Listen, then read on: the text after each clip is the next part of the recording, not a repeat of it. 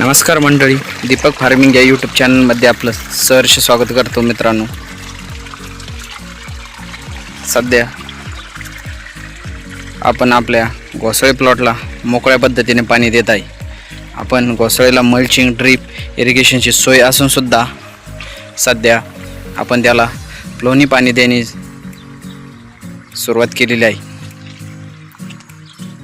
मित्रांनो, सध्या वातावरणात अति ऊन व अति उष्णता असल्यामुळे आपल्या घोसावळे भोपळा प्लॉटला कळी सेट होण्याचा प्रॉब्लेम होत आहे व अति उष्णता असल्यामुळे आपण थोडा पिकांना गारवा मिळण्यासाठी, मुळांना गारवा मिळण्यासाठी आपण सध्या अशा पद्धतीने मोकळ्या पद्धतीने पाणी देण्यास सुरुवात केलेली आहे. त्यामुळे आपल्या झाडाचे मुळाला गारवा व पांढऱ्या मुळ्याची संख्या वाढते व आपल्या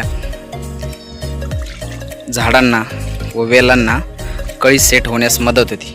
त्यामुळे मित्रांनो, आपण जर घोसाळे किंवा कोणत्याही वेलवर्गीयाचं प्लॉट केलेलं असेल, आपल्याकडं मल्चिंग, ड्रीप इरिगेशनची सोय जरी असली तरी अशा पद्धतीनं 8 ते 10 दिवस मिळून एकदा का होईना मोकळ्या पद्धतीने पाणी द्या मित्रांनो. त्यामुळे आपल्या प्लॉटची कळीची सेटिंग चांगली होती व आपली वेलसुद्धा एकदम हिरवेगार पद्धतीने राहतात.